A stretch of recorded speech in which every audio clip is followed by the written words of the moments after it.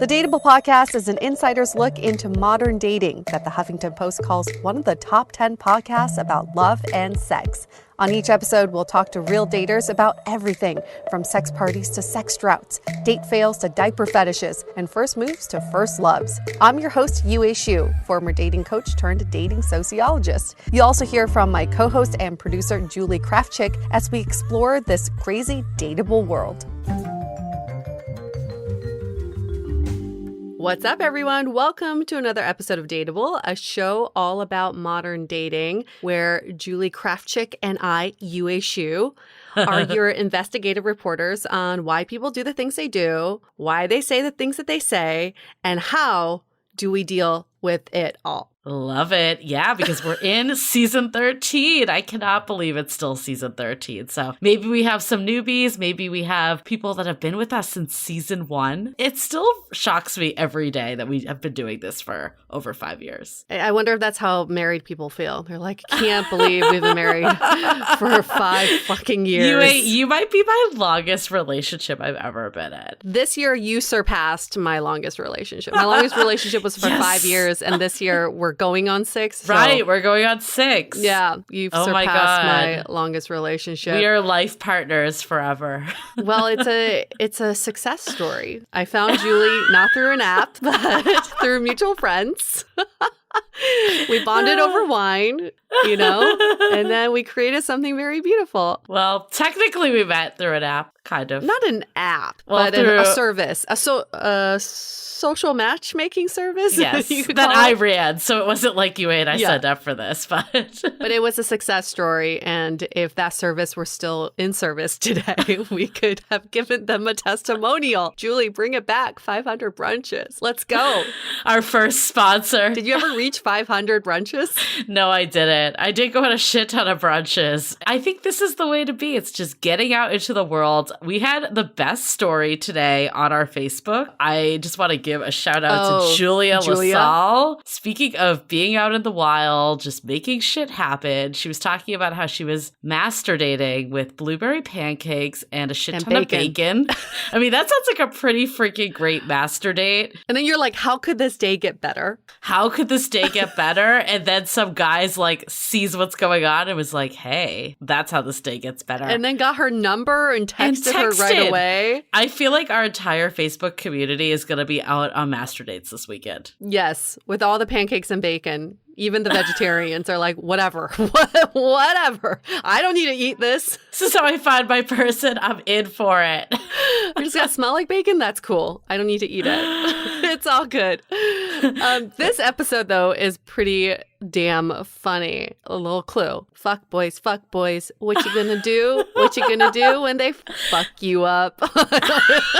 You know what's the best about this? So we had Kane Holloway, who's a comedian, so it's gonna be funny regardless. And we initially came on with a slightly different topic because we were on his podcast, Don't Take Bullshit from Fuckers. Both of us were guests on that podcast. You may have heard us re-air some of those in the bonus season. And one thing he started talking about with Yue's episode, but didn't go too deep, was about how his current girlfriend made the first move. So we're like, oh, that would be a good topic. And it was. And there's definitely tidbits in here for people. But when we started talking, we're like, nope, this is shaping up to be about why Kate it is not possible for him to be a fuckboy. Like, how he cannot actually be a fuckboy, which ended up being a way better topic. Even though he tried, it's just not in his blood, which is also a great way to dispel the myth that men are born fuckboys or they just have these fuckboy tendencies. No, not every guy has fuckboy tendencies. You kind of have to really try. And Kane tried, and he couldn't get there. So I had some deep thoughts the other day. Oh, just the other day. I mean, I have deep thoughts every day, but specifically around the topic of fuckboys. I was like, okay, why? You know, like things that people say about fuckboys, right? Like they lead you on, they say certain things to kind of fall into the trap a bit. And maybe they don't have intentions of really being in a relationship. And, or maybe like, you know, jerk you around a little. So you think there's something there and then it's not really as much as you think. So I was wondering, could there be fuck girls? Like, I feel like all this applies to women too, but you never hear anyone talking about fuck girls. Fuck boys is like probably one of the most common dating terms this day and age, but you never hear fuck girls. So I did a little digging and I like to see Julie's search history this night. Oh, I don't want anyone to ever see my search history. What's the female equivalent of a fuck boy? No, so there were quite a lot of articles in 2017 specifically about fuck girls. It clearly did not take off. Clearly, right? No. So there's one that I found that was 12 signs you're actually a fuck girl. Do you want to hear some of the signs? Yes, please. Okay. The first one is you post more selfies than any other pic. Okay. Weird. You text your ex every now and then. I could see this because, like, if a guy was doing this that didn't have intentions of getting back with the girl, we'd call them a fuckboy. Like, that's what people would say. You have your read receipts switched on. I don't know how, I don't get that one. Like, who uses read receipts? My mom tried to get me to do that. I'm like, hell no. I never do. I feel like if you were a fuckboy or a fuckgirl, you would want anything but read receipts. Or I guess it's more like you turn it on so the other person knows you read it and you still haven't responded back. Yeah. Just to be an intentional asshole. That's what it's saying, actually. I'm reading it deeper. The power gets you off, that they know you saw it and you didn't respond. Okay. You don't refer to men by their names. I can kind of see this. Like, remember when we always talked about, like, our phone books being the Tinder family? Yeah, it doesn't make you a fuck girl, though. It just means you're normal, I think. Well, define normal. But yes, it probably means that you're a serial dater, maybe not a fuck girl. Or, like, you're trying not to get your hopes up, right? Yes. You string guys along and you've kept men on retainer. So you get attention. I think that one's probably applicable because we would say a fuck boy will keep, like, kind of breadcrumb you, right? To keep you around. You only date men with money. I think that's just a gold digger. I don't know if that's a fuck girl. You've broken the code, being with a friend's significant other, cheating. See. That's just bad juju. And then you've left your gal pals or canceled on them just for the D. That's just called being horny. And your gal pals would totally understand.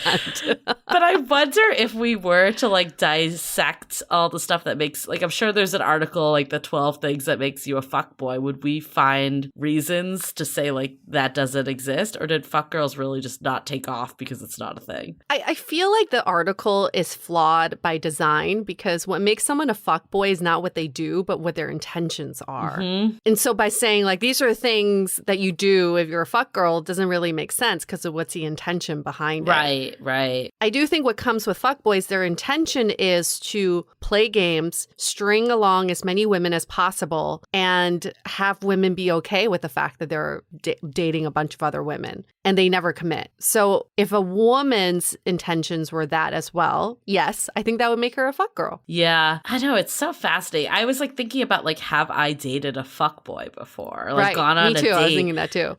And I don't know. It's so hard to tell because it's like if you relay something, it's all how you interpret things. I think I've definitely been in situations where maybe, like, I thought it was more than it actually was. But was that because they had ill intentions, or was it that they just were confused or testing the waters and, like, seeing how things were going? I don't know if it made them a fuckboy or just part of natural dating in some way. Okay, well, I think that's very much related to our question, right? Okay. The question that we've been getting since Fuckboy Island is so popular right now. Some people may not have had experience with fuckboys. So the question we've been getting recently is, how do you know when you're dating a fuckboy? And so maybe this is a great time for us to answer this question, but I also want to pull up this text my friend just sent to me. And she said, my My therapist told me you're used to picking up crumbs and making a beautiful cake, but you deserve more than crumbs. You deserve the whole cake and still intact cake. And I think that's what it is. A fuckboy gives you crumbs, and maybe they're delicious crumbs, but they don't give you the entire cake. And so you're constantly looking to bake a cake out of the crumbs that they give you.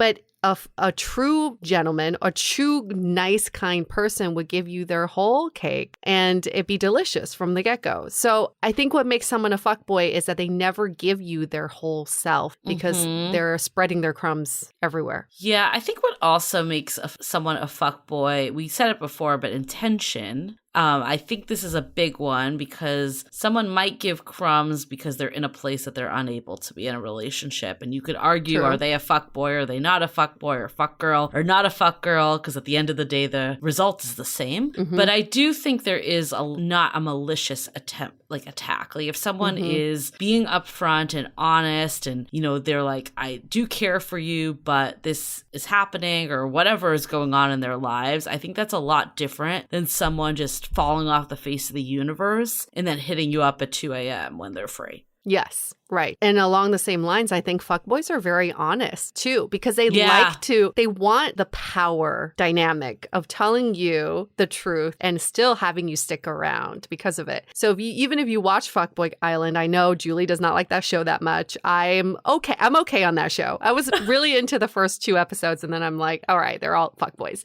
But the men on there are self-proclaimed fuckboys. So if you just ask someone straight up, would you consider yourself a fuckboy? A fuckboy would say, yes, I am. Yeah. Do you still want to date me? Or they tell you, I don't want to be in a relationship. They're super honest, but then they keep pursuing you anyways. I've definitely been in situations like that. At the end of the day, it comes down to yourself. And if you're going to stand for that, like if you really truly are in a good headspace yourself, you're probably going to be like, I don't want that. But I think the honesty in a way, I do think it gives the power dynamic, like you were just saying, but it also kind of like clears someone's conscience a bit because they're like, I told you what I was looking for and you're still going along with it. Exactly.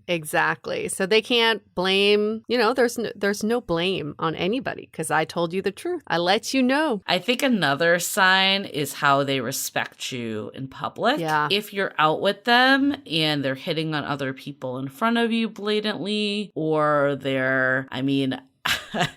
I hate admitting this, but I had someone make out with someone else in front of me and they said it was because I wasn't giving them enough attention. Oh my gosh. Yeah. I mean, this was years ago, many years ago, but this did happen. And I think in a way, I think that is a fuckboy because if someone that isn't a fuckboy would have that conversation in a way that wasn't trying to like mess with you with that. Yep.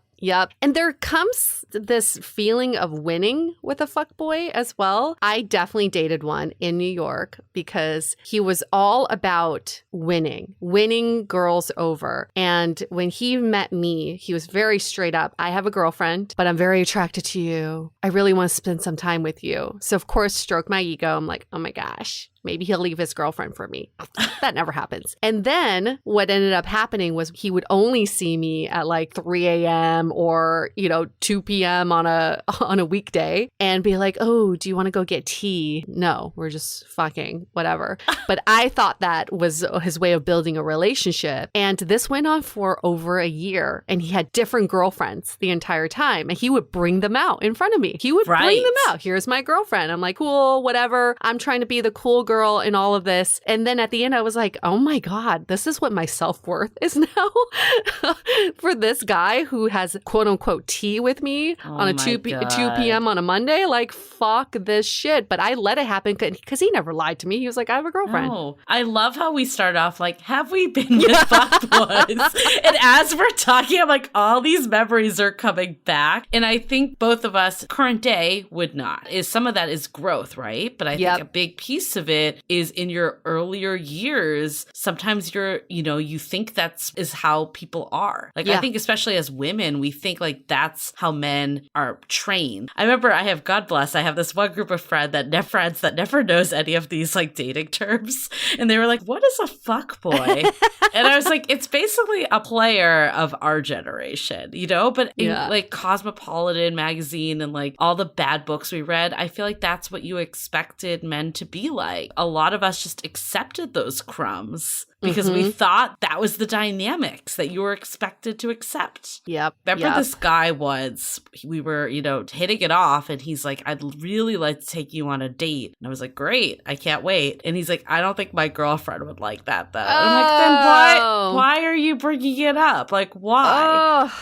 So sleazy, But it does take, like your friend's therapist said, getting to that point that you're like, I want someone that's like all in and can communicate like an adult and doesn't do weird power dynamics. Who wants that at the end of the day? That's the fuckboy right there. He is not on this mainstream path. He's sort of like only sees you off hours. He makes these very like from left field comments so that it catches you by surprise. And you're like, ooh, he's giving me special attention. Maybe he sees something different in me. Maybe I can change him. And then you got to think, damn, that poor girlfriend who has to deal with this guy. But they can change. I mean, we had an episode of last season. Is it the timing or the person with your friend? Jesse. And he was definitely a reformed fuckboy that changed his ways. I think, though, the key was he did it. Yeah. Someone, she did not change him. It's not your job to change this person. They need to want to do it themselves. And she had to move on with her life first. Yes. Before he realized that he wanted to change. But you're never going to be able to change someone. They just have to do it themselves. And fuckboys very well know they're fuckboys. And they only want to change when they want to change their identity. And you can't push that along. So just leave them the fuck alone on Fuckboy Island. Yes. But you found a keeper, like in this episode with Cade, when someone actually tries and they can't do it. That's the best sign that that's a keeper. There should be like a fuckboy training camp, and then all the dropouts, we match them up with nice girls. It's like, send this text at 2 a.m. And the one guy's like, I just can't do it. That would be amazing. Like, you, get out of here. You're not cut out to be a fuckboy. That's the next Fuckboy Island. Are you a fuckboy? That would be the ultimate competition. It's like American Gladiator. This is like American Fuckboy. Yeah, anyway, if anybody wants to buy that show, please give us credits. We are commissioning it. We're ready to go. But Yue and I have been hard at work this week. I feel like I think we're a little delirious right now because this has been a killer week for the two of us, but we have something so exciting in store. We're not going to say too much because we'll reveal it when we're ready. But I think it's going to really, I think people are going to love it, and it's going to greatly impact a lot of people that are listening to this podcast on a weekly basis. And it's almost been like we needed these 5 years to get to this point. And we've been working on this for 5 years. And recently we felt like this was the right time to do it. So we've been heads down, really focused on working on this thing that we're about to launch. And let's just say we cracked the code on something. Okay? We cracked the code. We'll leave it at that. This is the bee's knees. If kids still say that these days, like, this is it. If there's one thing to look for this year, this is it. And we can't wait to launch it. But we can't launch it just yet. I just want to bring back the bee's knees also. What does that even mean? What we're launching and the bee's knees. Those are the two things you need to stay aware for in 2021. The bee's knees. You just, whatever that means. Knees. We'll figure it out. Let's get into some announcements, shall we? Yeah, we had a great kickoff to Sounding Board 2.0 the other night. We did our first office hours coffee chat.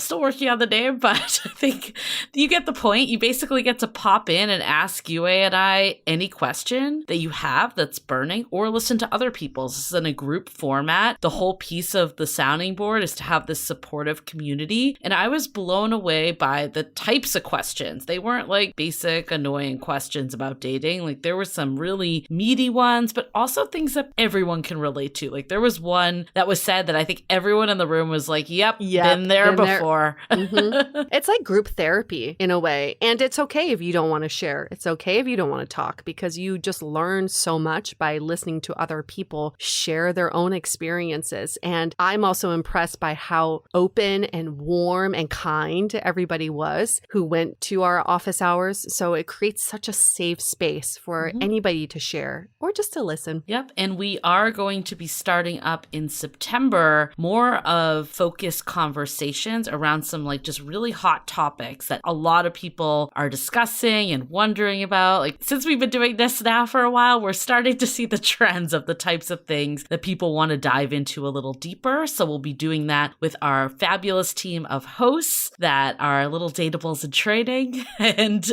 we can't wait to kick that off. So if you want to get into the sounding board, we will have one more month at the initial rates, and they will be going up in September, on September 1st. So definitely get in on it now if this is something you've been thinking about. It's a great opportunity, great community. What also warmed my heart when we did the office hours is a lot of the folks were like, I've been in here since day one. Yeah. This has made such an impact for me. So it was really nice to hear. We had a mix of new people and some of the people that have been here from the day we launched. So I thought that was really great to hear. Yes. So get all the information at dateablepodcast.com/sounding board. A lot of you have been joining our Facebook group saying that you keep hearing about the sounding board on our podcast. Well, you're not going to stop hearing about it, because this is all we're really going to talk about. We truly believe in this idea of community and a curated, smaller, intimate community. So check it out. I mean, if you're just curious, check it out for one event or one happy hour, and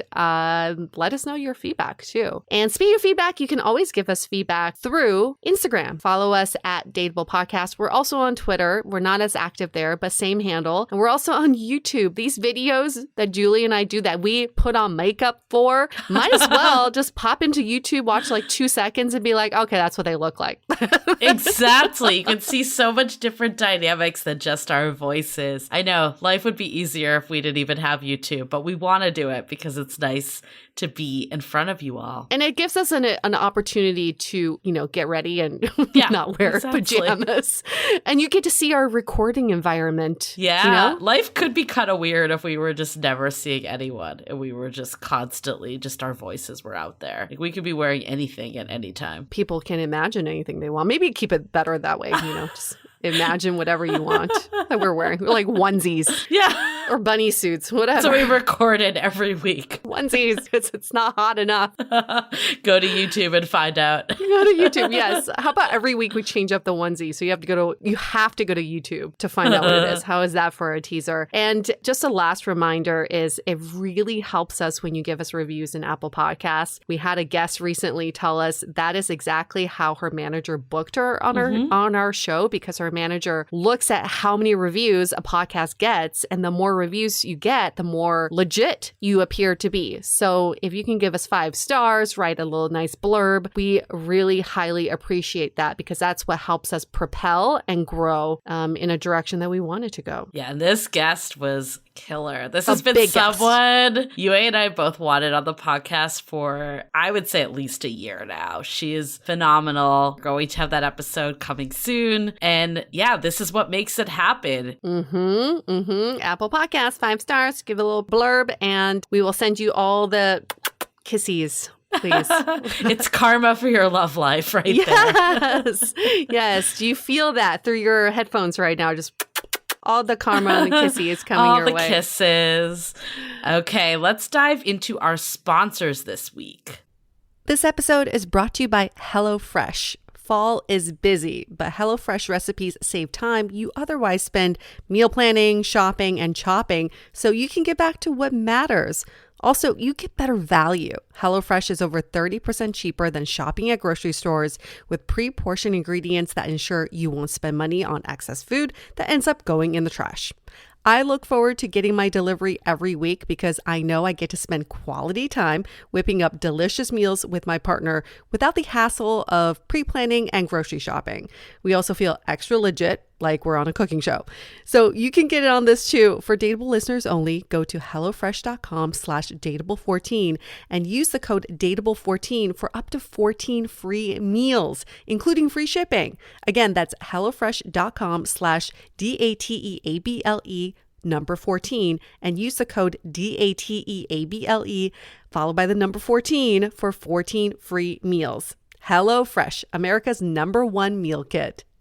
This episode is made possible by Lugs. Amidst the golden age of the 90s, Lugs found its footing as a leader within the footwear and fashion space. Priding itself on quality materials and supreme comfort, the brand never wavered with the passing of trends. Whether you remember the brand's early appeal within the hip-hop culture or the countless celebrity endorsements, one thing remains the same: Lugs' distinctive style. Julie and I both have a few different styles of Lugs shoes, ranging from their iconic boots to their canvas sneakers. Even though they're so different in style, one thing remains the same: they're all so comfortable and light. I love my flirt high zip boots that I can wear with cute summer dresses, and my canvas sneakers go so perfectly with my jeans and t-shirts. Fun, comfortable, everyday wear, realistically priced and affordable. So go treat yourself. You can never have too many pairs of Lugs. Exclusively for our beautiful listeners, get 30% off full price items now by going to lugs.com and entering the code DATEABLE. Again, that's LUGZ.com and entering the code DATEABLE for 30% off full price items.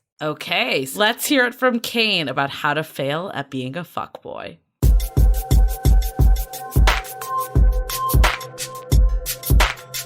It's so great to have you on our show because both Julie and I were on your show, Don't Take Bullshit from Fuckers, otherwise known as DTBFF. Yes. You and your co-host were so nice to us that we thought we would, show the same kind of hospitality. So Kane, if you don't know about Kane, he is 34 years old. He's a comedian, co-host of Don't Take Bullshit from Fuckers podcast and Well Actually Pod. Is the acronym WAP for that one? Yeah, we just changed it. We just changed it to WAP. We were so excited when that song came out. Because you know what? Frankly, I don't care for it. I feel like... Have you seen the music video by chance? Yes. Have you seen? Oh my gosh. It is aggressive. So, Well Actually Pod is not really WAP, but it has the same acronym. No, yeah. You're not going to get WAP listening to that show. It's very nerdy. And if you do, then even better, right? Yeah, it's good. Well, yeah, no, if you do, then we're your podcast, but you might get DAP. A dry ass pussy. Yeah. Or dope ass pussy. Dope, yeah. Look at it, right? Right. What were we doing? We were introducing Kane, right? Before we got into this conversation. Like, what was this episode about? So Kane is 34, originally from Seattle. He lives in LA, but he's currently in Seattle for a few months. He's recently in a monogamous relationship. And what is interesting is that you were divorced during the pandemic and dating for the first time in 8 years, figuring out a new relationship. Yes. That's crazy. Crazy turn of events. Yeah, that was a weird time for me. That was a weird time.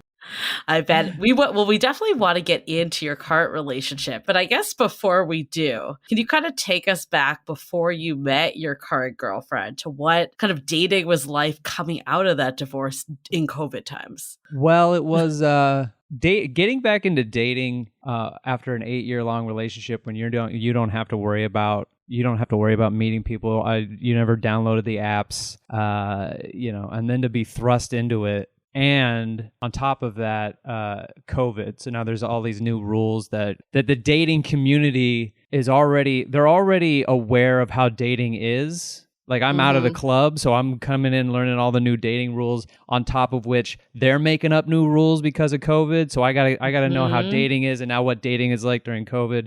It was weird because like a few girls, like I'd go fly and see my family, and then I met someone on Hinge, and then when I came back to LA, I was living in LA. I got a COVID test, and then we were supposed to meet up, and then like later on, she was like, "Oh, do you want me to get a COVID test?" I'm like, yeah, it's. Yeah, it's COVID times. Yeah, you're COVID like, if time. I'm getting one, you're getting one also. Get a COVID test. I don't even, why are we even doing this? So it was, it made me think too, like, you gotta really, really like someone to get back in your car and then go to a deserted parking lot and sit in line in your car and then get a swab up your nose. Than to just go have socially distanced coffee with a person. That is a lot to ask of somebody. And I just was like, I don't know if I like anybody. I don't know if I can like anybody right now enough to want to do that all the time. And then like take COVID out of it. I don't know if I want to put pants on in general to go meet. Who said you had to put on pants to go on dates? Yeah, exactly. I don't want to. I can imagine the culture shock, though, if you've never dated before or it's been a while. Like, when did you get married? How old were you when you were actually dating before getting married? I don't know. I was like in my early 20s whenever we met. And we went really fast, too fast. And then because of that, like we hit it off, and the spark was so like it ignited so fast that we were like, oh, let's just keep it going. Let's just let's do all the things. It's kind of like a great lesson I had to learn. You know, I'm still applying to my life, but like at a certain point with a relationship that starts off really, really like on fire like that, where you're just like going, the relationship can kind of turn into a goal checklist where the relationship by itself isn't enough. It's what are we reaching towards next as a couple? Like, what are we succeeding at as a couple together? And then you get to the wedding. I canceled the wedding a couple times. Like, we got engaged much earlier. Like, we got engaged like 3 or 4 months into dating each other. Oh, wow. And then we couldn't stop fighting. So I cut it off and I said, no, we shouldn't get married. I think that's a terrible idea. So we took it off the table for a while, and we kept coming back to it. So eventually we got to it. We didn't have that conversation again when we really should have, when it was like, I think we as a couple just have grown apart, and the wedding isn't the saving grace. And that's sort of what the wedding kind of was. Like, you don't really think of it in that term. I mean, at least you try not to. You just kind of hope like, this is okay. Yeah, we're making the right decision. But we just didn't have that conversation of like, hey, I think we've just grown apart. Kind of. How long were you married for? 6 months. Oh, really? So you were in a relationship for almost 8 years before you got married. Wow. I feel like so many people can relate to that, because in relationships, a lot of times we work towards these milestones at the expense of the relationship, thinking that we have to accomplish these milestones to get that seal of success on our relationships. But then when people get married, when they have kids, when they get into the house that they built together, they realize, oh shit, we never worked on our relationship, the foundation of our relationship. And then it starts falling apart pretty fast. Right. And we were both comics, and the thing is like, so we're like gone a lot. And, you know, there's a Seinfeld episode where Jerry describes a relationship, and he's actually talking about Elaine has this relationship going with a neighbor of hers where they're on a waving basis. Like, they don't actually know each other's names. They just like wave at each other, and then all of a sudden like the waving went away and it was a polite nod, and then the nods went away, and now there's like, she's like, there's this animosity between us and it's based out of nothing. And Seinfeld's like, a relationship is like an organism. You starved it and then it turned against you. And that's a pretty good representation of what we were doing. We don't hate each other, and we ended very amicably, but at a certain point we were just like, there was an animosity that we couldn't really figure out what, like, there was no substance to it, you know. It was just like, it was like holding a balloon you don't want to hold, and you're just like, there's like nothing, there's really, you know, there's nothing to it, there's nothing exciting about this balloon. It's not floating, it's not going to give me a high or anything right now. It's just like, so what are we doing? And that's when we had to pop the balloon. I hope that made sense. So you walk out of this relationship and you basically have no dating experience. I mean, I think 20s to 30s is a whole different ballgame of dating. So so you're back in it in COVID. Were you like, before you met your current girlfriend, were you dating anyone else, or is she kind of like the first person that's kickstarting this? I dated a couple people, and it was just something. A lot of my girlfriends were trying to turn me into a fuckboy. They were like, they're like, yo, it's time. It's fuckboy summer for Kane. You've been the nice guy, and it's time to just like get your dick wet, dog. And I was like, all right. I mean, I guess so. I don't know what I have to do to accomplish that as a goal. And they're like, don't get attached. And I'm like, all right. But then I go on these dates and I start asking them all these personal questions, and they're like very open to tell me everything about their life. And I'm like, oh, fuck. Like all of a sudden I'm like, they're not the piece of meat they're supposed to be. They're a person, and I can't just fucking dump a person, And I just realized like, I just don't have that in me. I slept with a woman, and then after she left, I was like, I have no emotional attachment to her. And then I was like, I think I got to end it. And I'd never felt that before. Like I'd never ever felt, it's not that I haven't felt that before. I just haven't felt it in such a long time to just be like, oh, I don't want to see you again. And now I feel awful. And I gotta go return. She gave me Harry Potter. I've never read any of the books. I was like, I had to go give her book back, like we were in middle school.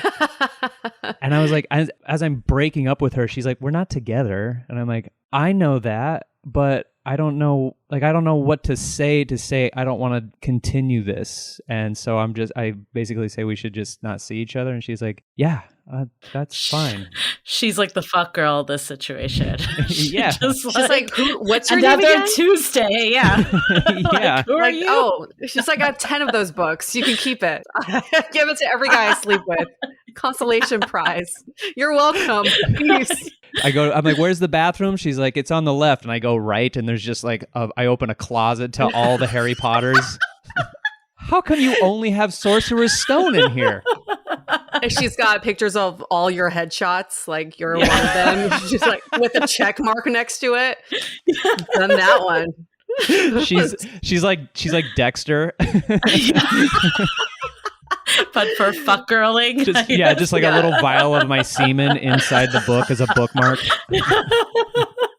I just love it though. You're like, this is gonna break her heart. She's like, I don't care. I really don't care. I think first of all, I think it's interesting that it was your girlfriends that want to turn you into a fuckboy. It just shows how toxic masculinity bleeds into so many other areas of society. Because I've done the same for my guy friends. Oh, you're going through a divorce, you're going through a breakup. Go fuck some women. You'll feel better. Back out there. It doesn't make you feel any better. And I think it's good to know that you're not innately a fuckboy. You actually have to try to be a fuckboy. Yeah. You would not survive on Fuckboy Island. I don't know if no. They'd know right away I wasn't a fuckboy. They'd know immediately. I just like, I engage, and then I feel really terrible because I'm like, these feelings aren't like, when someone likes you more than you like them, like you can just feel it inherently. And I just kept feeling that feeling of like, this is not going to be reciprocated at all. And like I was fooling around with a girl trying to like, okay, all right, let's see if we can just like have meaningless sex. And I even told her, I was like, I'm getting out of a thing and I'm not really looking for anything like too crazy or serious or whatever. And she was like, yeah. And then we started fooling around. And then I was like, I can't. Like, I don't want to do that again. I've already done this twice where I sleep with someone and then I'm like, I feel nothing. And now I want them to leave. And I feel like shit for like 2 weeks. And maybe it's just like some ego thing I'm not realizing of just like, did I break her heart or whatever? I just like didn't want to keep having the breakup conversation. So I just was like, I don't think we should sleep together. It's not going to happen. I'm not really into it. And it's just like, I'm not there. And she's like, okay, that's great because I don't want to sleep with you right now anyway. Like I would want to build up to that. I would want you to be my boyfriend first. And I was like, oh, then we definitely should not be sleeping together. This is definitely end of the road for you, miss. Yeah. So UA knows how much I love timelines to like pull the story together. Like, how many months after the divorce is this like fake fuckboy stage of yours? It was 3 months afterwards. I was like on a walk with one of my friends, and she was like in a new relationship, and like, you know, they were COVID forced to be inside together, and she was like, yeah, like we got our own like struggles, and I think right now you just need to go out there and just have a ton of meaningless sex and stuff. I think that'll be good for you, and it'll help like boost up your ego, broken heart, that kind of thing. And I was like, all right, I guess so. And then she's like, send me pics, let me look at your bio, let me look at pictures of you. Mm-hmm. I'll sign off on the pictures that you. So I'm like sending her pictures of me like with my niece drawing and shit, and she goes, "No, dum dum, you're trying to attract sluts. You're not trying to Your next wipe wife. somebody up. Yeah. So no kid pics." And I'm like, okay, I don't know, you know, and so Dick pics only. Yeah. Just dick pics. Oh, no dude, kid and pics, I was just dick pics. just your dick or just you clean shaven, and then people were like, "Is that a dick?"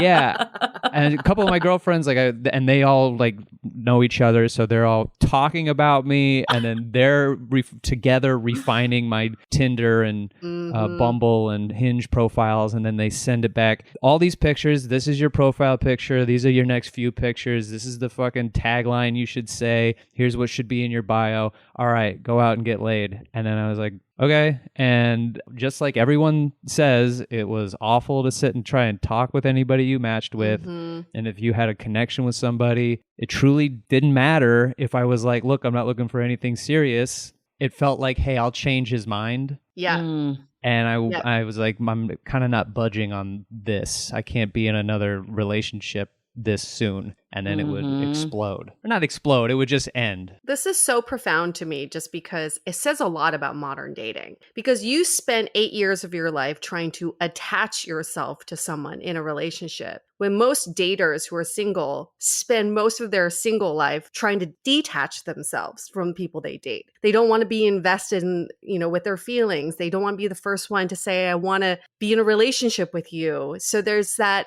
it makes sense why you were feeling this way and why you felt like you couldn't be participating in this sort of like detachment, because it's just so not who you are. Yeah, I kept running into really cool girls. Like one girl, we liked and disliked every movie. We had the same ideas across the board about movies, and like I love watching them and talking about them, and we'd spend hours talking about movies and shit. And I'm like, she's really cool and she's really pretty, and I bet she'd be a dope girlfriend. But I cannot do this. I just can't do it. I can't be this girl's boyfriend. It's not, I can't do it. And then that just kind of kept happening where like I went on a date with a girl who I got ghosted. That was funny.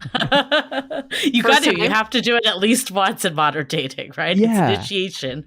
Oh, it was so funny to get ghosted. And I also because I'm always like aware of if I'm in someone's space and if someone's touching me, I'm just very used to being like, oh, I'm sorry. So I'm like, I'm on this date with this girl, and under the table she keeps putting her foot on my shin and giving you the footsie, giving me a footsie under the table, and I kept being like, oh, excuse me, and moving my shin away. I had to she went to the bathroom, and then I kept replaying all those moments, and I'm like, you are so dumb. You're like, I am missing all the sides. Mm-hmm. Let's take a quick break from this hilarious conversation to hear a few messages. Let's face it, it's a weird time to be dating or developing relationships. Have you recently decided that you want to make some changes to your love life? Maybe you've recently re-entered the dating scene. Maybe you've gone on one too many dates that went nowhere. Or maybe you're ready to take your current relationship to the next level. That is exactly why we created The Sounding Board, a true extension of our podcast that delivers a personalized experience, which includes one-on-one coffee dates with us, a monthly Dateable Live after show, exclusive audio content, and much more. Allow Julie and I become your dating Sherpas to provide real-time guidance and wisdom in a more intimate way. so we can navigate dating and relationships together. Join the sounding board today by going to dateablepodcast.com/sounding board. Again, that's dateablepodcast.com/sounding board. Okay, let's get back into this convo. Okay, so you did get a taste of modern dating. Like, how long was this period that you were kind of cycling through people dating, but not really like looking for anything? That was maybe 2 or 3 months also, where it was just like, let me see off and on. I'd look at one of the apps and then see if I had a message and if it was worth getting into. And my thing is like, I don't want to sit for too long talking or waiting for your response. And I know that that's a tactic people use where they'll respond to you and then it'll be days later. And I'm just like, I don't know you or care if you spend 3 days not talking to me. The thing pops up. There's nobody beautiful enough to deal with that shit. I realize like you are not hot enough to keep me fucking on the line. I don't know you. Like, and then I get to know women, and then I'm like, oh, they would be cool, and I don't feel it in my heart. So you could keep me on the line and try and push me off to the side. It's some guy that's gonna be like, oh, I have the type of charm where I don't need to talk to him for a few days. No, you don't. No, you do not. Although I don't want to burst your bubble. It may be a tactic, but it also could just be a byproduct of dating apps, because I definitely have just not checked my app for like 3 days at a time. Sure. Absolutely. Yeah. And but like one of the girls I was talking to, it's like we were getting closer and closer to making plans. Okay. And I would put out a like, yo, you want to go grab dinner or something? And like we could go here. I'd give her options, and then nothing. And we were just texting each other, and then a couple days would go by, and then it's like, oh, hey, I had this thing anyway. Yeah, dinner sounds great. And I'm like, dinner came and went. Yeah. Sorry. Okay, so she was playing that game. Once it goes to text, it's that game. Yeah. You're like, dinner plans are over. Yeah. I don't need this. I don't need this shit. And then I was also sort of surprised at the bare minimum. I found out the bare minimum is an impressive feat in dating. I was supposed to have a FaceTime with a girl, and then plans changed, and I was like, oh, I have like a different thing going on, but I would love to talk to you after the fact if you can't do later tonight, tomorrow. And then she texts me and she's like, WAP. She's like, wow. Yeah, full WAP. Full WAP. She's like, wow, you're not like LA guys at all. This whole like diatribe about how like she's impressed by my candor. And I'm like, that's basic human decency. Basic shit. You're like, I rescheduled a time for you. Yeah, I was like, what the fuck is happening? Yeah. What is happening in the world? I wasn't like her date to a wedding. I was it was just a FaceTime. You know what though? I feel like sometimes women are like kind of told to say stuff like that, but I hear how it's coming off just kind of like, wow, right? You must be treated pretty fucking bad if that's what you are doing. When you're so jaded so much. And I think our listeners must be laughing because they've heard us talk about this film idea we've had where an alien comes down to Earth to date and to uncover all the ridiculous things that happens in modern dating. You are literally our alien right now, because you're like, what the fuck is wrong with people? This is just common sense. It was such a weird experience to be like, this is what you do to just be a polite person. It's what you learn very early in your life. It's just how to treat people. For whatever reason, I don't know why dating feels like people just can do garbage behavior. Like it's acceptable. And get away with it. Yes. Yeah. And what other world would that be acceptable if you just, bailed on plans with like an employer or something? Yeah. And just didn't contact them to reschedule. Oh my God. Yeah. And it's such an easy, and what's funny too is on Don't Take Bullshit from Fuckers, we'll get emails in, and we were getting these emails in before the divorce, and so I was looking at these emails about guys ghosting our female listeners and how like they'll drop off for a few days. Both Greg and I are like, fuck him and block his number and move on. Then I rethought about it when I was getting into dating, and I was like, all right, if that happens to me, now I'm in their seat. So what is that going to feel like? And then it happened, and I was like, yeah, fuck them. I didn't know them. The thing about all relationships, any relationship, is they previously weren't in your life, and you were doing just fine. Exactly. You were rolling around the streets, living your life. You were going to work. You made money. You have friends. And you got family, you had traditions, you have all this shit without them, and then they go into your life, and all of a sudden the rest of your world shuts down because you're just like, they're not talking to me. Well, fucking then kick them to the curb and go back to what your life was like before they rolled in to try and fuck it up. Fuck them. Especially these people that you met for like an hour. And I know sometimes easier said than done. I think it's always easier giving this advice when you're not in it than when you are in it. But I feel like sometimes we let people have just too much power over us. To your point, it's like, you met for an hour. Who the fuck cares about them? Like, save it for someone that's going to really hurt you, you know? Yeah. And what we hear from our listeners is that most of the time they don't even like that person. All they want is to win the popularity contest. Yeah. Yeah. I just want to make sure they like me. Yeah. Ego. It's ego driven. Oh, yeah. And there's nothing cooler than someone just being like, oh, I don't care. Yeah. Like, oh, hey, I'm back. Oh, you were? I haven't thought about you for a week. Oh, well, do you want to get together? No, I don't. Yeah. Well, the way I look at it is they're making room for the right person. They're stepping out of the way, making room for the right person. And that kind of leads us to, you made it on the other side. You met someone now. Can you kind of share, because you guys did not meet on an app, can you kind of share the story of how you met? Yes. So Greg went on Girls Gotta Eat, and which is a show out in New York, and I'm sure your listeners have heard of it. And absolutely, yes. Yeah. And Greg, for anyone that is not familiar, hopefully they listen to you and I on your podcast, but he is Kane's co-host, and we're going to have him on the podcast later too.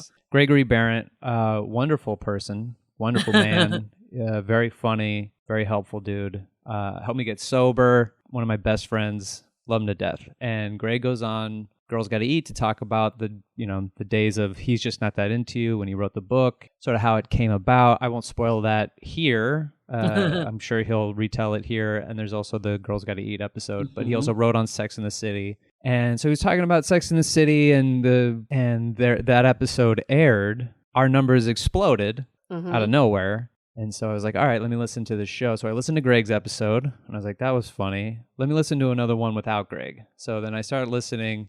As the show is going, I'm like, who's the short one?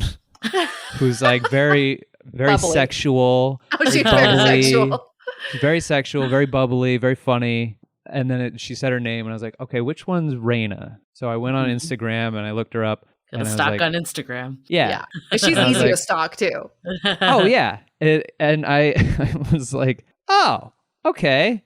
She's hot. And she's funny, and she's got a great laugh, and she's got a great voice. Cool. I think I have a crush on this girl, and that'll be something I put on the shelf, and that just sits on the shelf, and that never materializes ever. And then it was like a couple months later, Greg was like, I hit up Raina, she's coming on the show, and then we'll get Ashley afterwards. And I was like, oh, no. Oh, crush. Oh, no. I don't want this to happen. You didn't want it to happen? No, I didn't want Raina to come on because I knew I'd get nervous. Oh. And I knew I'd be like, I wouldn't be funny or charming, or it's my show, and I'm like, I'm gonna bomb on this episode. I can feel it. Wow, pressure.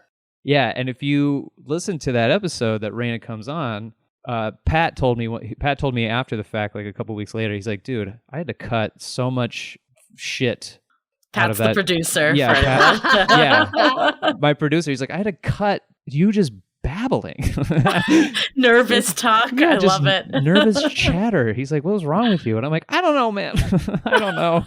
Just having an off day. Don't talk to me. So on that episode, I started asking her questions because once I announced that I was single, and our female listener base grew, I started to get DMs on my Instagram, and I didn't know how to deal with that. And I just one girl sent me a picture of her ass, and I was like, right on. And I sent her the right on. Good thumbs for up you. emoji. yeah, I sent a thumbs up. I didn't know what to do. I didn't know. I have no idea what it was like to. You like, can't be a fuckboy. We've already established yeah. this. So now I'm just like getting these messages, and I'm like, I don't even. And girls are. We do an episode on dick pics, and I'm like, I've never sent one before my whole life, so I don't know like what angles to do. And then I kept getting messages like, send one in gray sweatpants. And I'm like, I started asking her these questions. So I'm like, that's how you got your in with her. Okay. yeah, it's like, if I were to be with someone or talking to someone and they ask for a dick pic, A, do I send it? And B, what do I send? And should I send it in gray sweatpants? And she was like, okay, and started breaking it down what I should do and how she likes it. And then she had like a bunch of funny stories of different times she got dick pics sent to her. And then we got done recording and she was like, hey, if you start to actually take some in gray sweatpants, send them to me. I'll like verify that these are good. Yeah. I'll let you know if they're good. Yeah. She has like her wall, the Dexter wall. She also has a Harry Potter closet. That's a savage move right there. Yeah. Right there. Yeah, it was Send me pretty your baller. dick pics. I'll let you know how they are. Send me your Yeah. dick pics. Stranger? I don't know, but I'm still kind of picking up like, okay, at this point, are you like, this is someone I want to pursue? Because I don't know how I'd feel if someone was, it sounds like you guys are kind of having like friendly banter. I know some of it was on a podcast, so there's some of that going on. Right. But like, the exchange of men and women kind of like asking each other for advice, that doesn't necessarily scream like I'm into you. Sometimes people interpret it the opposite. Yeah. And we got done recording and then it was like a few hours later. I had posted a picture of me with my other podcast co-hosts saying like the face you make when you're the third wheel, because they're a couple. My other two podcast co-hosts are a couple, and she sent me that picture on my DMs and was like, if you were sending more gray sweatpant dick pics, then you wouldn't have to worry about this. Good line. Whoa. Yeah. Whoa. I remember being like, this isn't happening, because I had crushed on her from afar and sort of like in my own mind thought that that's not real. Like that'll never be a reality. So when she started talking to me, I was like, she doesn't like me. She's just being nice. So then I call my girlfriends and they're like, she's not into me, right? She's just being nice. And I sent screenshots of our conversations. And my girlfriend goes, do you know, are New Yorkers like just known for being nice people? Do you know them as the stereotype? That's a very great question. Yeah. I was Question. like, I guess not. She's like, you're so dumb. Why are you so thick? This girl likes you. Stop it. Like flirt back. Just flirt back. She's playing virtual footsie with you, and you keep Yes. saying, "Excuse me." Yeah, I keep Sorry.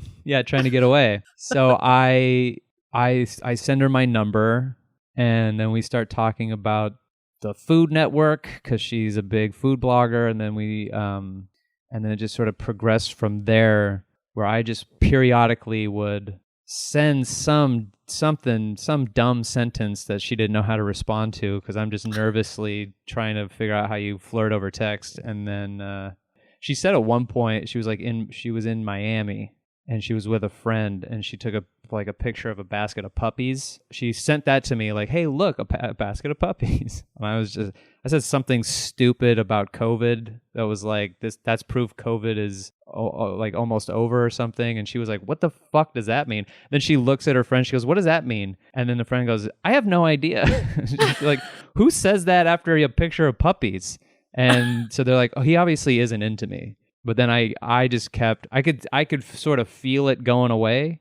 So I started to be Send a the dick little pics. more aggressive. Yeah, I just sent my Be dick. a little more direct. I feel like I wouldn't know what those texts meant either. Like, I think you're always like, is this person into me? And, it's someone you're obviously into. But I think when things aren't clear and it's kind of these like ambiguous texts back and forth, that's when things either fade out if people don't step it up a notch, or both people are just kind of like, what is going on here? Yeah. And I finally was like, hey, let's you want to have a phone call? Okay. And she was like, yeah, sure. So we scheduled a time to talk on the phone. And then we talked for about 5 hours on the phone. Wow.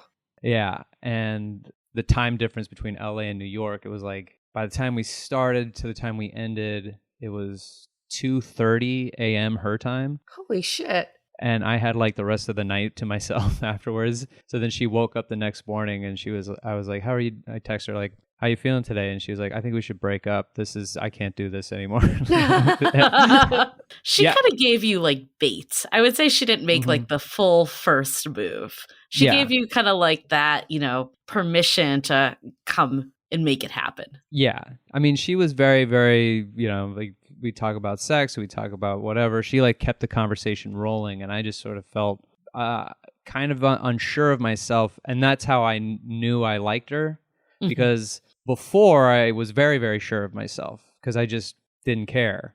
And like I didn't care that that any conversation with these women would progress into anything. So I was very much myself and said whatever popped into my head, no matter how weird it would be and seem or whatever.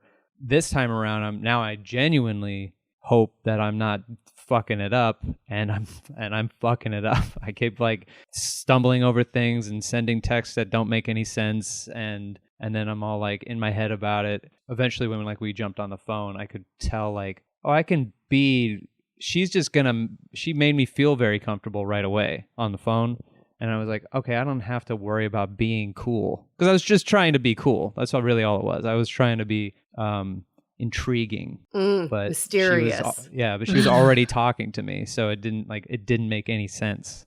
I feel like she dropped more than hints, though. Because think about it. This is a girl who co-hosts a really fucking popular podcast. She's so well known on Instagram. She lives in fucking New York. What is she doing wasting her time talking to you on the phone for 5 hours when there are millions of other men she's into it. in New York? I mean, I just see the writing on the wall. It's like, obviously she's into it. Right. I thought maybe not. I thought maybe she just wasn't. I didn't have. She just wanted like a virtual friend. She just like. Yeah, I think I might be fun to talk to, I guess. I don't know. So how did it like progress into more that you both were kind of like, this isn't just us shooting the shit on the phone? Raina and Ashley were going to Miami to do the improv. My mom lives out in Florida, so I hit them up and I'm like, and she was also drunk texting me one night and she was like, I'm going to be in Miami if you like want to come out to a show. And I was like, all right. And so I talked to Greg, and then I talked to my girlfriend, and they were both like, hey, man, if COVID has taught us anything, basically the life is too short conversation. And I was like, yeah, all right, fuck it. So I bought a plane ticket to Miami, and then I told her I bought it. And then she was like, I guess, had like a little bit of a panic on that end. She was like, oh, I was just being cheeky. She was like drunk texting me, so she was like, oh, it'd be kind of fun if you were in Miami. And then I bought tickets, and she was like, okay. Just kidding. Yeah, that's a lot. So instead she was like, how about I come out to LA first? And then if we hit it off, Miami is a good idea. Oh, She didn't realize you were incapable of being a fuckboy. So she's like, I'll throw that out there. He won't really do it. Yeah, exactly. And so then she came out to LA. We were talking a lot about snacks when we weren't talking like having sex innuendo conversations. We talk a lot about the best type of snacks, and her favorites are Cheez-Its. And yes. she had a pretty shitty, and I told her about Tim's Cascade jalapeno chips, which is a West Coast, mostly Seattle chip company. It's the greatest chip on the planet Earth, and she's never heard of them because they're not out in the East Coast. So she has a really bad flight experience getting out to LA. So when she finally lands, she's like, "Hey, I'm gonna take a nap and like recalibrate. Then we can meet up." And her hotel was right next to my apartment.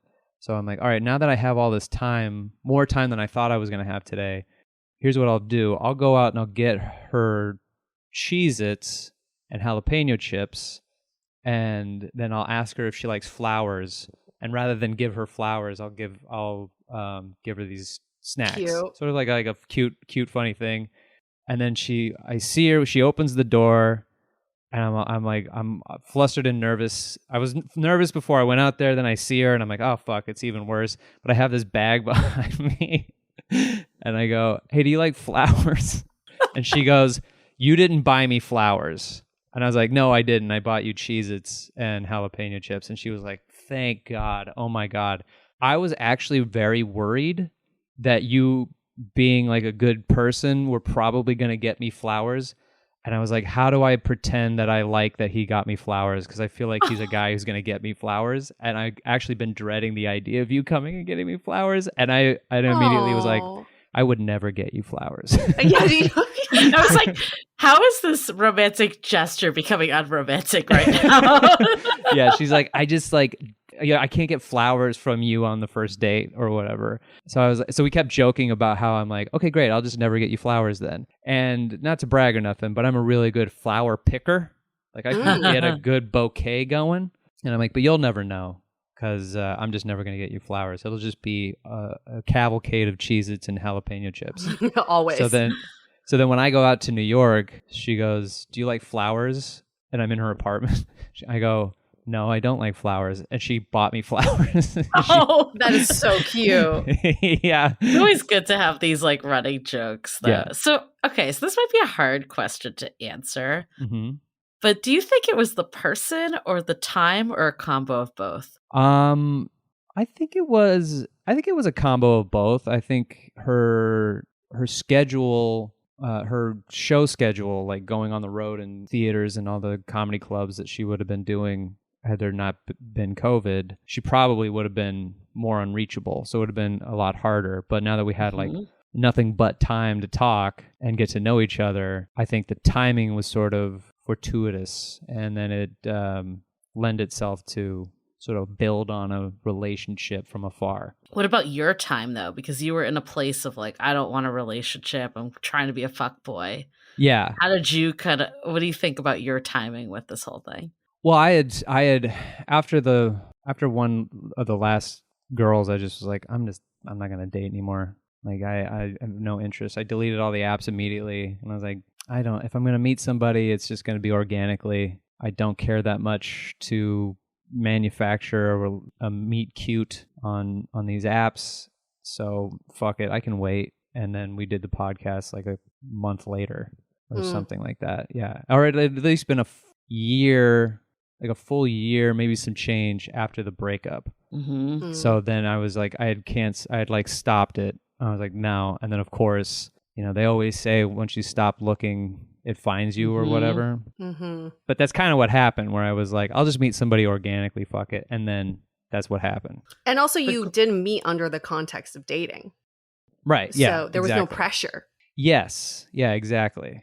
And that was my whole idea for meeting somebody new. It's like if we hit it off through happenstance, cool. Mm-hmm. But trying to build myself up on this shit for it only to like fall apart because I can't get my head around it. Because also it doesn't feel meeting them in person after meeting them on the apps didn't feel real. Like when we connected, I didn't feel anything. And then when we'd be in person, I'm like, this is the same kind of feeling where it's just like, yeah, I'm talking to you, but I have no real, like, none of that great dating energy you need when you're excited about somebody. But you did kind of realize from apps that you, at the core, are a relationship type of guy. Mm-hmm. Yeah. And it sounds like when this came in, you obviously were super into her, clearly had a crush on her before you even met. Yeah. And it was kind of like, okay, at this point, like, I'm going all in with a relationship, or were you kind of wavering with that still? I wanted to make sure that I was not moving super fast again. So whole thought process is, still, because it's still a new relationship, is like, because, a lot of people, and I think a lot of couples, especially young couples, have a tendency to meet someone they feel knows them like no one else, because, of course you're attracted, so you're just fucking all the time, and you guys are like eating food. I think Christopher Titus has a funny, he's like, all you're doing is fucking and eating, I think.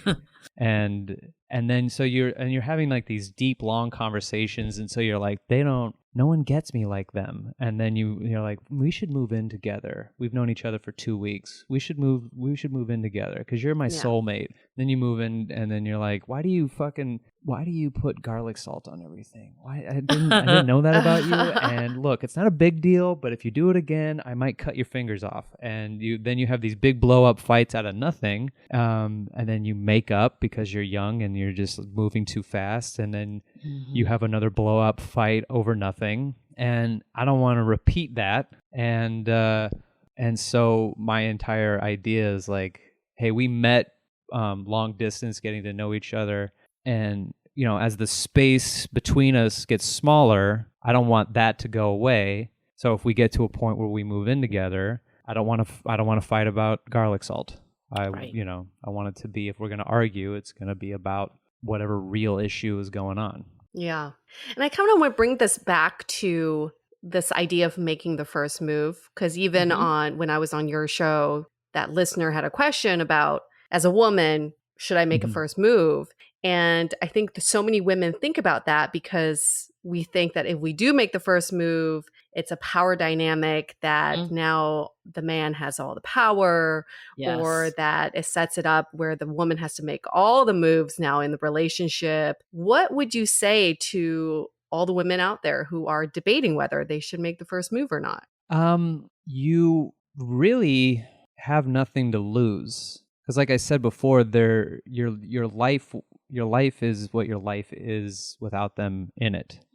And then they're new and exciting, and they pop in, and you want to progress. And if that's what you want, and no matter what kind of hints that come around, no matter how many hard hints you drop, if the guy seems like he's not getting it, or he's you're in what feels like a friend zone, I would just say, like, just be blunt, because and once you do that and they say no, then you go, oh, they weren't into me. And if they say yes, then great, because not every guy is going to make the first move. They might be like me, really, really into you, but also like a little unsure of themselves. Right. Like, are they into me? And I'm, I got clueless. I'm clueless. I'm a little clueless. I am a little clueless. With dating, I mean, you. I think that is a good point, though. It's like you don't ever know what the other person's experience is. This was your first kind of like back into dating as an adult, and like you didn't have all that experience to read every last signal and to make all that. So I think someone that's not making the moves could potentially miss out on someone really great that might just be like a little, not as polished, I guess, as other people, which usually ends up being the boyfriends, not the fuckboys. Right. Yeah. I don't know a lot of fuckboys. I know most of my friends who are dating. They just they want a relationship, and it doesn't seem to work out, or they're looking for something. So I don't run with a lot of fuckboys, or at least I'm not aware of them as such. But a lot of my single guy friends kind of go through a similar thing where they'll put in, like, my buddy Jay has a funny thing where it's like, I don't why do I have to always have a good line? I always have to have some sort of fucking fancy line that I got to throw out there. It's like, that's why I like Bumble, because if they hit me with hi, then I can just be like, hi, that's all you got. Like, the amount of times I've heard women be like, that's all you got is hi. Is so there's like having like a fancy line or something. It's like when people say, like, what do you say? This is how I feel about talking to people when in dating. Same way I feel like talking to hecklers, like being heckled. People will ask me, like, do you have a stock line? It's like, no, I don't actively write heckle comebacks so I can be funny. It's just like, hey, if whatever comes in the moment, I hope I'm fucking funny when it happens, and I hope I can destroy at that moment and make it funny. And that's how I feel about talking to somebody on the apps or talking to somebody in person. It's like, why make up a line that they can judge as good or bad? Like, if it's shit, then they're gonna be like, yikes, dog. But if it's good, they're still gonna be like, wow, that was a good one. And now you're being judged on your ability to write material, so you can get in their pants. It all feels materialistic in a way. Like dating can be very materialistic. Well, what did he say? Well, he had this line where he asked about if my ass hurt because I came from heaven. And it's like, boo, did you fucking have a conversation about something? Or did you guys just want to fuck? Did you even get to that point? It's a maddening process that I didn't spend a lot of time in, but enough time to get annoyed at it very quickly. Well, I think to you, A, to your question of like, does it have to be like this forever? I think in today's world where a lot of women, myself included, want an equal relationship, I personally would not want a guy that I couldn't text first. Because what type of relationship does that lead to ultimately? So I think having, making that first move or putting the ball in that guy's court and just letting them know that you're interested, I don't think it needs to mean that like forever you're always going to be the one doing it. You're really just getting something off the ground. Yeah, I think we need to stop muddying the waters with all of these should we, shouldn't we. Do I talk to the guy? What do you want? I think you need to always ask yourself in this moment, at any moment, what do I want? Do I want to talk to them and tell them that I like them? Because that's so fucking exciting when you're just like, shit, I want to tell them that I have a crush on them. And the moment you do, you feel very liberated, whatever the reciprocation is later on, because you're gonna be alive after the fact. Yeah, it's about taking control instead of waiting for someone to express their interest, which we still don't really know what that could look like because some of us don't understand certain signs. So why not take control and move things forward? I used to be that girl who was like, I can't be the one making the first move because I've had guy friends tell me that I lose my value if I do that. And then I turn around and I go, I wouldn't date any of those guy friends. Like, those are the guys I want to date. So why am I asking them for advice? Who cares what they think, right? And that's why they're still single. So I think that piece of advice is so great for all of us to hear is, what do I want right now? And what can I do in this moment to get what I want? That's a really good segue into our takeaways, because I feel like, there's so much that I've gathered from this whole conversation. And, we always say a lot of it's an evolution. I think it's actually good that you use the dating apps. And I'm very pro dating app. I met my boyfriend on a dating app. Like, it can definitely happen. But I do think, especially for someone that's kind of getting new into dating, it's a really good way to be exposed to a lot of people and learn what you do like and what you don't like and kind of get you over that hump. So like you said, the right person comes around and like you're like, I'm ready for this person. I'm ready to kind of make something more. I've gotten that fuck boy, fuck girl energy out and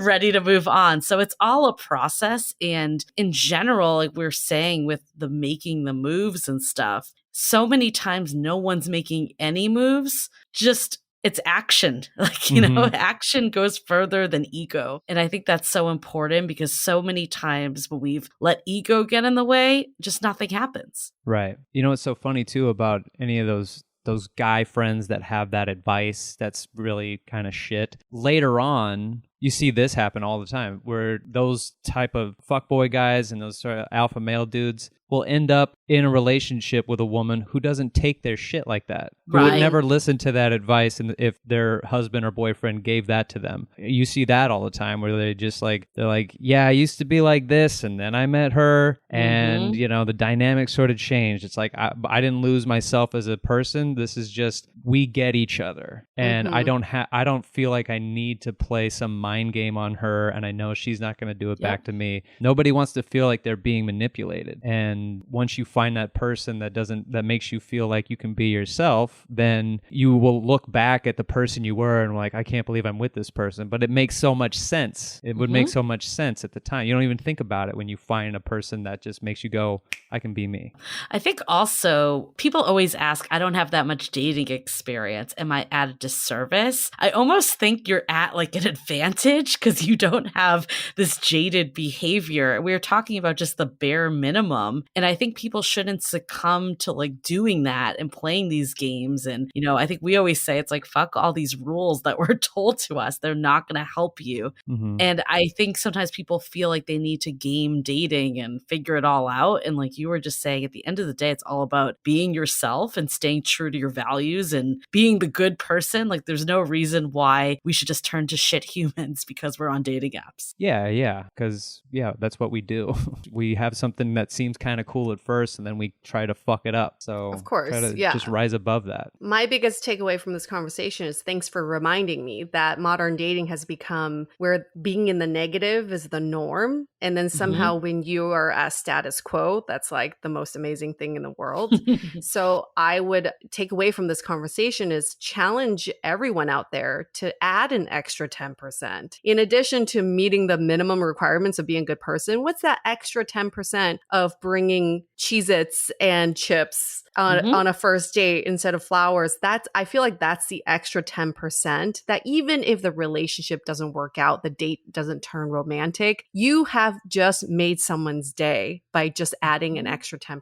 And it's the least we can really do. So let's stop living in the negative. Let's go in the positive. Even the bare minimum is just not being negative. Like you see so much negativity of people complaining about dating and all the stuff. It's like, just bring a positive attitude. At the end of the day, people are looking for someone fun to be around and a breath of fresh air. And we always say, if you're complaining to your friends, likely that's seeping into your dating life too. Right. And it's always sort of like you can find a positive out of a negative. So like you try and shoot your shot, or you do something kind of goofy or silly, or you try to be yourself at dinner and it doesn't get reciprocated at the table. The positive is you get to go back and tell your friends what a shit date you had. And then you know how like funny bad dating stories are? The amount of times on our podcast someone sends us a story about how like it just fucking went awry, and the amount of joy that we get hearing that, especially if it's like a close friend where they're telling you a story and you're like, yo, I cannot believe that happened. That's hilarious. And you get to like live that experience and then go, all right, on to the next one.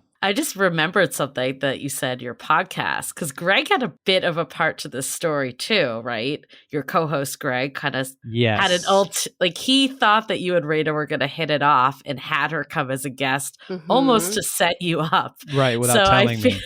I feel like a takeaway too is to, have your friends back. So it sounds like you've had a group of friends throughout this whole process. Some may be giving better advice than others, maybe some questionable fuckboy advice in there. Right. But I think at the end of the day, that is how people can get through this period too, is having friends that are looking out with them, whether that's someone to vent with so the negative energy doesn't come out on dates, or having someone that's like, that person's going to be amazing for you. I'm going to kind of slyly make it happen. Yeah. And all those girls too that tried to turn me into a fuckboy were the same girls that were like, this girl's into you, talk to her. Yeah. And like, they gave you the confidence. Yeah. Yeah. They're just trying to help good advice or bad advice, and your friends know you in a way you don't know yourself. And you can never fully really know you, and they can never really fully know you, but they know you in their outside view of you and your actions you're not aware of. They see that shit. So then in their mind they go, ooh, Kane's like this, Raina's like this. That kind of seems like that fits perfectly.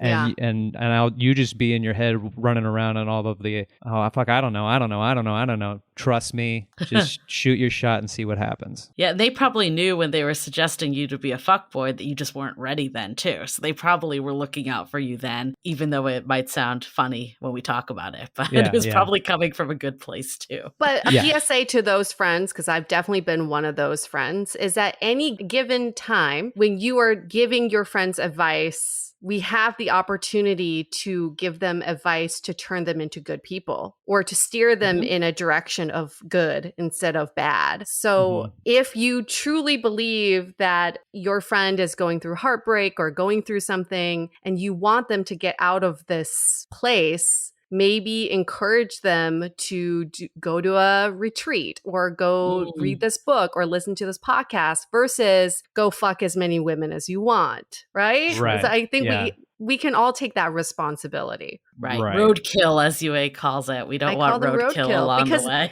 The women that gave you that advice, they sure as hell don't want to be the roadkill of the fuckboys whose girlfriends gave them that advice, right? That's true. Yeah, like if I walked up to them and tried to just hump and dump, they'd be fucking so mad at me. So They'd mad. be so mad at me. But they gave me that advice anyway. Right. It's very funny. We're conditioned to think that way. We're conditioned to tell men that. You know, you've heard this from kids, men who reminisce about the times when they were kids and their aunts would come over and be like, how many girlfriends do you have? And that's like a thing. It's like, oh, you're so cute because you have like 5 girlfriends. Because we condition that in society. And I think we can take responsibility to end that cycle. Yeah. Fuck the fuck boys. That's how the fuck boys are created, from little ants. From ants. Yeah. No, from their ants when they're little. That's what I meant to say. Not little ants.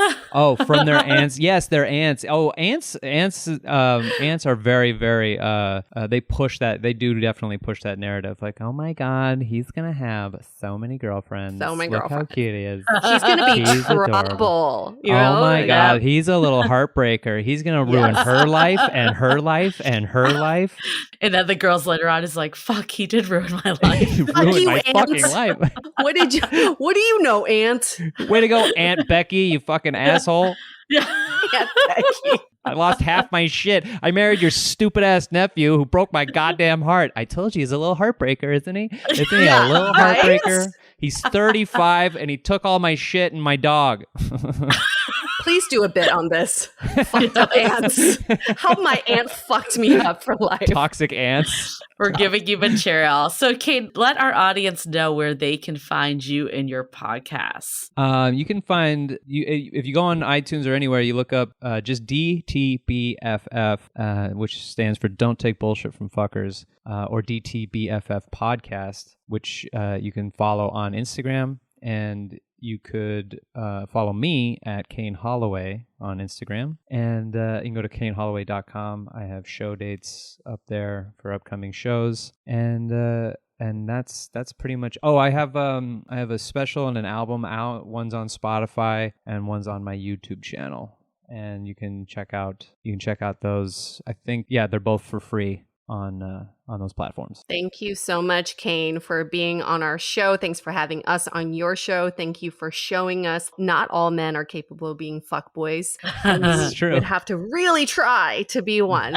Refreshing to hear that. For all of our listeners, what really helps us is when you give us a 5-star review rating in Apple Podcasts, because it helps us get guests like Kane, who isn't a fuckboy. So the more stars, the more reviews we get, the closer to 5 stars, the more fuckboys die. Okay, that's a promise. For each 5-star review. If that is not an incentive to rate us right this minute, I don't know what is. Oh, I know. The fuckboy, the soul in a fuckboy dies, and then a suit appears. And a little bow tie gets clipped onto their throat, and then they go and they try to live a respectful life. Every Apple Podcast rating at a time. Yes. Yeah, a lot of gym memberships just died right now. All the dick pics disappeared from the universe. Just a lot off of them. the cloud right now. Yes. Miraculous. Oh yes, it's flying away. Every time you give us a 5-star rating, a dick pic gets its wings. Okay, it flies away. That's right, Clarence. Oh my God. On that note, we're going to wrap this up. Thanks again. As always, we will definitely have you back, Kane, because we can keep this conversation going. And of course, we want to check in how things are going with you and Miss Reina over there. Let's wrap it up. Stay dateable. The Dateable Podcast is part of the Frolic Podcast Network. Find more podcasts you'll love at frolic.media/podcasts. Want to continue the conversation? First, follow us on Instagram, Facebook, and Twitter with the handle @Dateable Podcast. Tag us in any post with the hashtag #StayDateable, and trust us, we look at all of those posts. Then head over to our website, dateablepodcast.com. There you'll find all the episodes as well as articles, videos, and our coaching service with vetted industry experts. You can also find our premium Why series, where we dissect, analyze, and offer solutions to some of the most common dating conundrums. We're also downloadable for free on Spotify, Apple Podcasts, Google Play, Overcast, Stitcher Radio, and other podcast platforms. Your feedback is valuable to us, so don't forget to leave us a review. And most importantly, remember to stay dateable.